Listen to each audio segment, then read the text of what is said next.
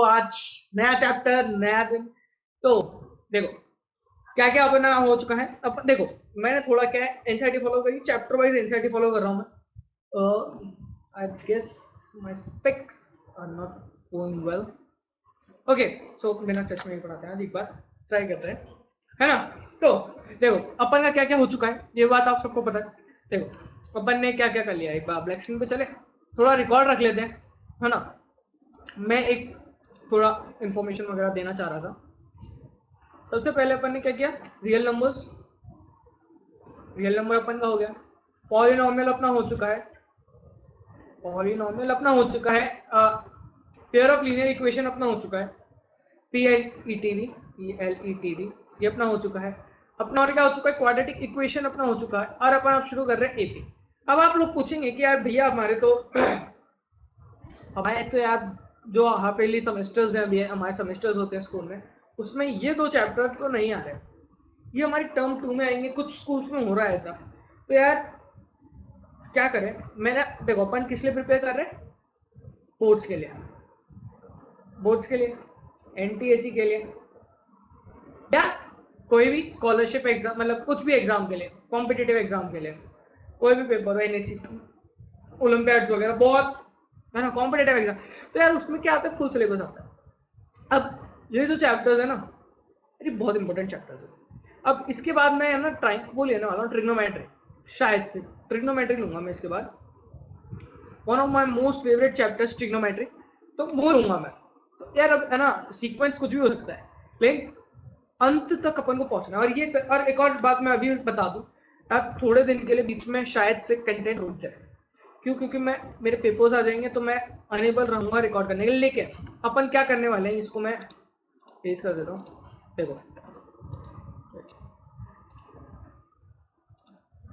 है ना, तो देखो एक सेकंड गाइस, वापस से चलते हैं, है ना। तो देखो मैं क्या कह रहा था मैं अनेबल रहूंगा। तो देखो मैंने क्या प्लान किया है, मैंने प्लान आउट ये किया है, कुछ इस तरह से प्लानिंग की है मैंने। अपना कोर्स जो है ना, कोर्स कंप्लीट मैं करा दूंगा, कोर्स कंप्लीट होगा, कोर्स कंप्लीट अपना मैक्सिमम तो मैक्सिमम, अगर मैं जिस हिसाब से मैं हिसाब लगा रहा था थोड़ा बैठ के, तो मैक्सिमम मैंने सोचा कि यार नवंबर तक अपना कोर्स खत्म हो जाएगा। अगर अगस्त, मेरे पेपर जो है ना देखो जुलाई में और अगस्त में है, तो अगर ये हो जाते हैं, अगर अब कोरोना की वजह से कोई और डिले नहीं होती है इनमें, अगर ये हो जाते हैं तो अपना नवंबर तक कोर्स में कंप्लीट करा सकता हूँ मैं। क्या थोड़ी स्पीड बढ़ा लूँगा।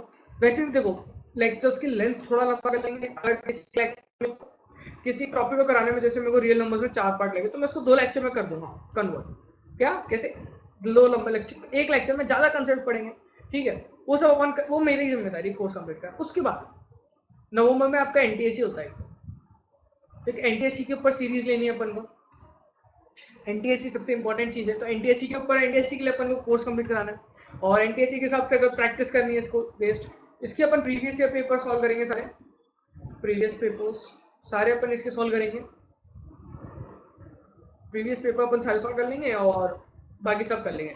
तो अभी बाकी और बोर्ड्स के स्पेसिफिक सीरीज लाऊंगा, जिसमें अपन क्या करेंगे, सारे कंसेप्ट रिवाइज करेंगे, सारे चैप्टर्स, और दबा के प्रॉब्लम प्रैक्टिस करने वाले हैं, दबा के मर्जी से। मतलब सारे प्रीवियस ईयर पेपर, 10 साल के पूरे पेपर जो है ना, सीसी था पहले 2-4 साल पहले हमारे बैच ने बोर्ड सबसे पहले फेस किया था, तो उससे पहले सीसी था। उन सबको अपन सारे पेपर्स को झंझोड़ लेंगे, वो सब कर लेंगे। चलो तो आज का अपन टॉपिक शुरू करते हैं, नया टॉपिक है अर्थमेटिक प्रोग्रेशन, और शुरू करते हैं, मजे करेंगे। चैप्टर में बड़ा ही इंटरेस्टिंग चैप्टर है और बड़ा ही इंपॉर्टेंट चैप्टर है उन बच्चों के लिए जो बच्चे आगे प्रिपेयर हो रहे हैं मैथ्स लेने के लिए, ठीक है। मैं अज्यूम कर रहा हूँ कि आगे बहुत सारे बच्चे मैथ्स लेंगे, ठीक है। अगर ले रहे हैं तो उन बच्चों के हिसाब से बहुत इंपॉर्टेंट चैप्टर है। ये इतना इंपॉर्टेंट चैप्टर में क्यों इतनी बार बोल चुका हूँ इंपॉर्टेंट चैप्टर, यार ये बहुत अच्छा कंसेप्ट है इसका, समझते हैं। देखो शुरुआत अपन इंट्रोडक्शन वगैरह से लेंगे, सीक्वेंस वगैरह समझेंगे, प्रोग्रेशन से मतलब सब कुछ रिलेटेड बात करते हैं। अब शुरू करते हैं इस बारे में बात करना, है ना। देखो सबसे पहले बात करते हैं प्रोग्रेशन, कुछ एग्जांपल्स लूंगा आगे धीरे धीरे, है ना, आगे एग्जांपल्स हैं। अब प्रोग्रेशन यार क्या होता है, क्या मतलब प्रोग्रेस किसी भी एक सीक्वेंस में अगर अपन प्रोग्रेस कर रहे हैं, जैसे कि स्टेप वाइज अपन वर्कआउट कर रहे हैं, धीरे धीरे अपन बढ़ते जा रहे हैं। अगर उस बढ़ने में एक पैटर्न अगर अपन ढूंढते तो वो प्रोग्रेशन, ये प्रोग्रेशन होता है, मैथमेटिक टर्म प्रोग्रेशन।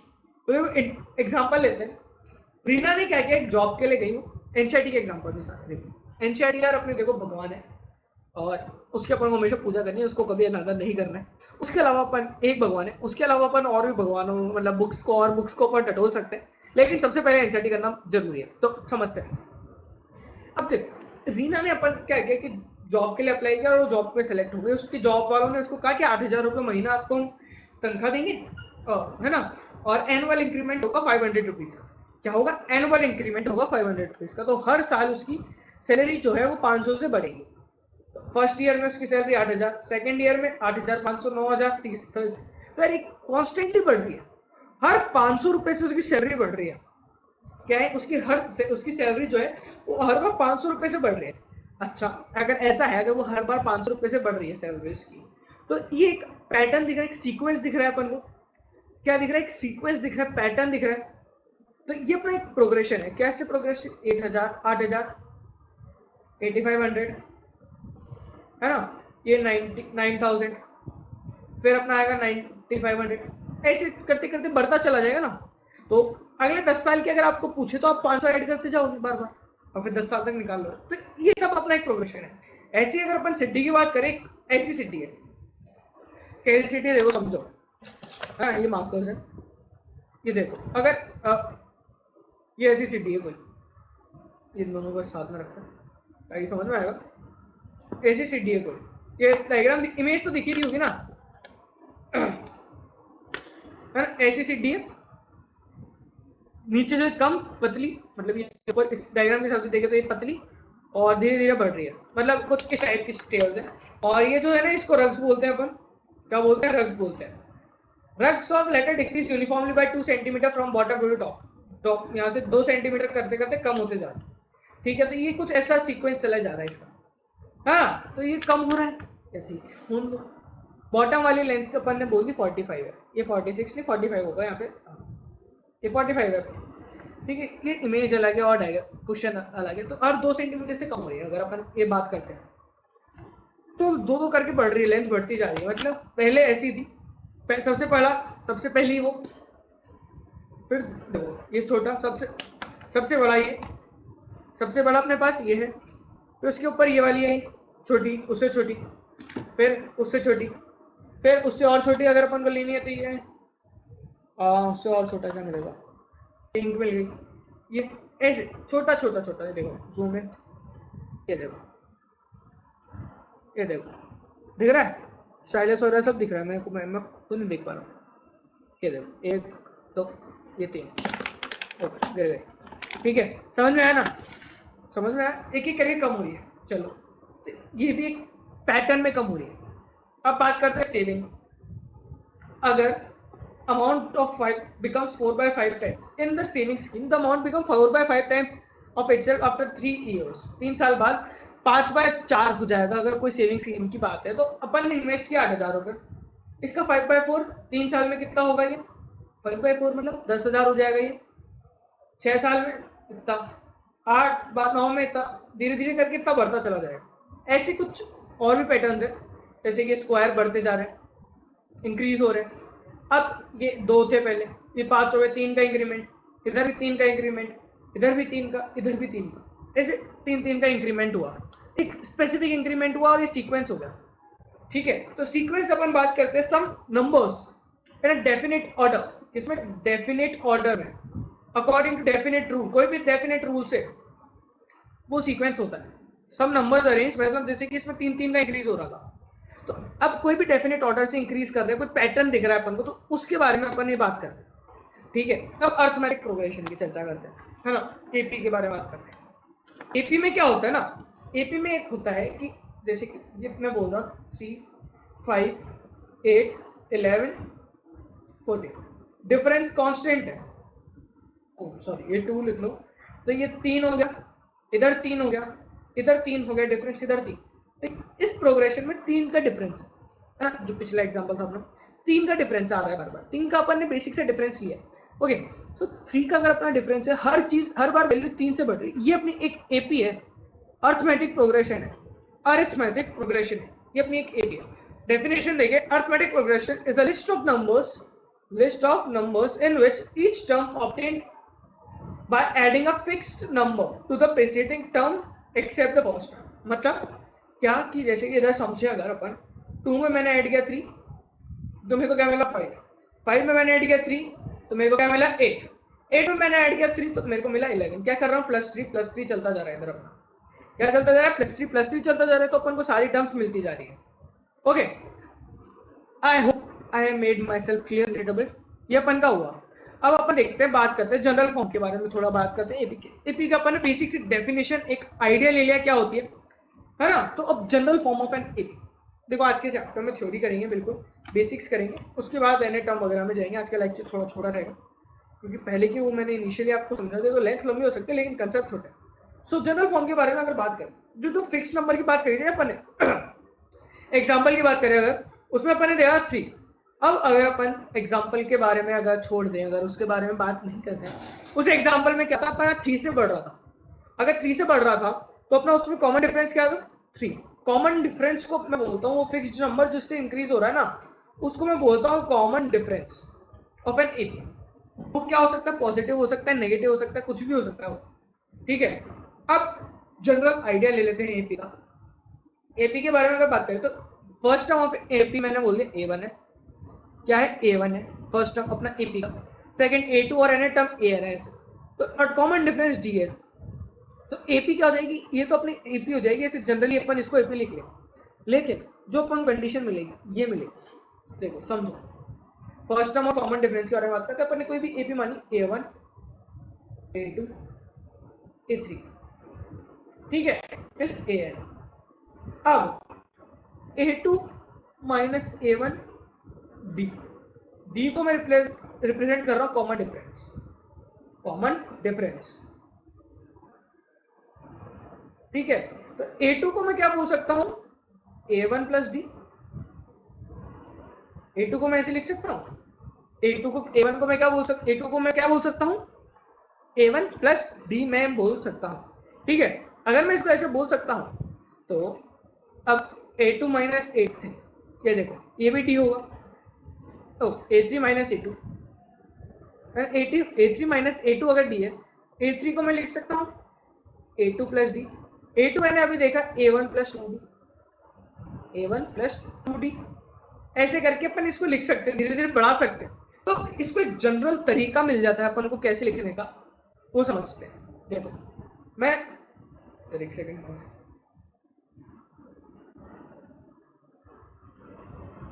है ना, तो जनरल आइडिया था अपना।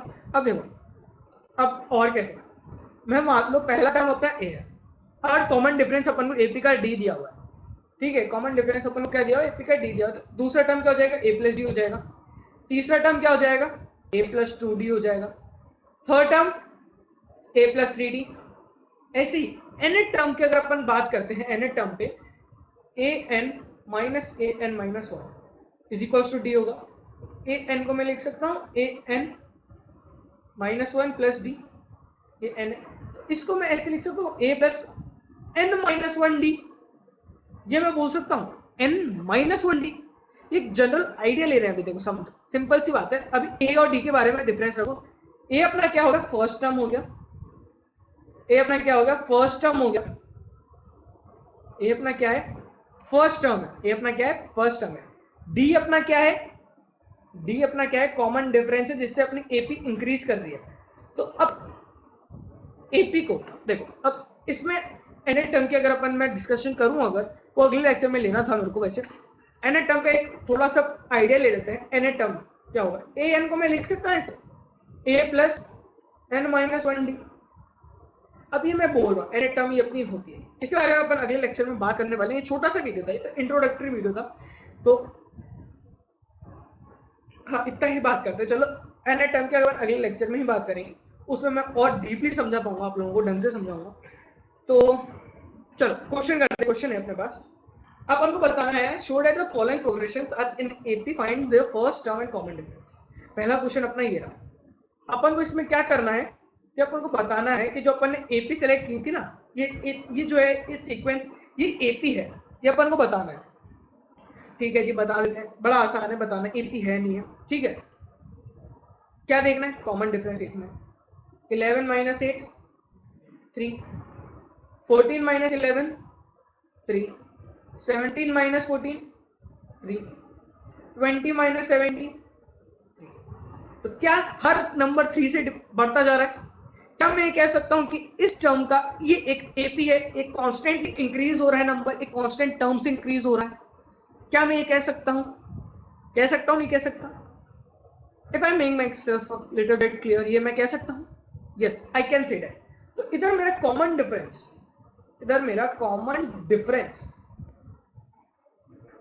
जो है वो हो जाएगा 3, यानी डी की वैल्यू मेरे पास 3 हो गई। फर्स्ट टर्म की बात करें तो 8 है फर्स्ट टर्म अपना, फर्स्ट टर्म क्या है अपना 8 है, 8। ये क्या है, डी है, ये क्या है, ए है। अब सेकंड टर्म निकालना है, तो सेकंड टर्म मैंने देखा था ए प्लस डी यानी 11, ए प्लस 2डी, ए प्लस 2डी यानी 14, ऐसे सेम टर्म चल रहा है, सेम कंसेप्ट। इजी गाइस, समझ में आया कैसे प्रूफ किया? सिंपली ऐसे ही बोर्ड में भी लिखना है आपको, सारे टर्म्स का डिफरेंस करके दिखाना है। ठीक है, तो सेकंड पार्ट देखते हैं, 11 माइनस 6। अब डी की अपन ने बात करी थी कि वो पॉजिटिव हो सकता है, नेगेटिव हो सकता है, सब कुछ हो सकता है, वो ये बात अपन ने पहले करी थी। देखो अब इधर देखते हैं, 11 माइनस 6 5, नहीं ऐसे नहीं होगा, ऐसे नहीं होगा, पॉजिटिव नहीं रखना है हर बार। ठीक है, क्या होगा, है ना, क्या होगा, देखो 6 माइनस 11 यानी -5, 1 माइनस 6 -5, -4 -1 -5 -9 +4 हो जाएगा, -4 +4 हो जाएगा, तो ये भी -4, यानी ये अपना कॉमन डिफरेंस आ गया। क्या आ गया, सी डी आ गया, कॉमन डिफरेंस। कॉमन डिफरेंस यानी डी की वैल्यू मेरे पास हो गई -5, और अपन को फर्स्ट टर्म तो पता है क्या है 11। अब ये देखो, ये डिक्रीजिंग एपी है, फर्स्ट टर्म क्या है अपना 11। अब देखो थोड़ा और जनरल चर्चा कर लेते हैं पहले, है ना। एक मिनट, 1 सेकंड गाइस।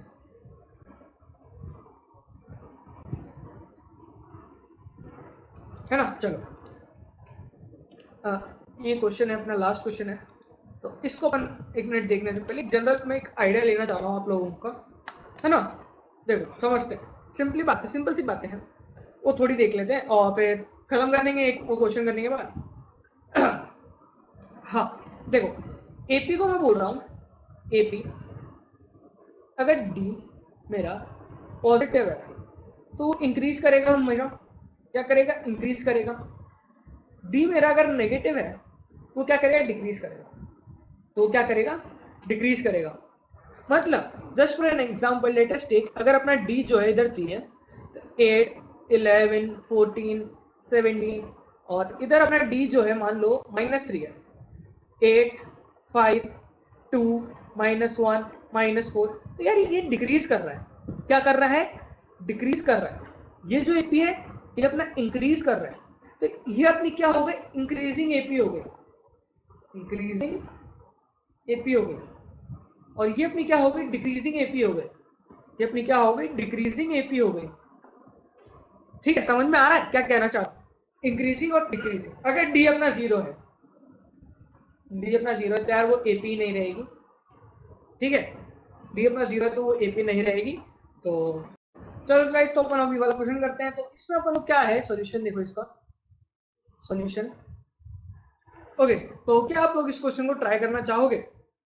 क्या आप लोग इस क्वेश्चन को ट्राई करोगे? तो एक बार ट्राई करो इस क्वेश्चन को, सबसे पहले सबसे पहले इस क्वेश्चन को एक बार आप लोग ट्राई करो, देखो, करो करो करो। हाँ मैं रुका हुआ हूँ, करो, वीडियो में नहीं, तो वीडियो आप लोगों ने नहीं बोला पॉज करने के लिए, करो करो।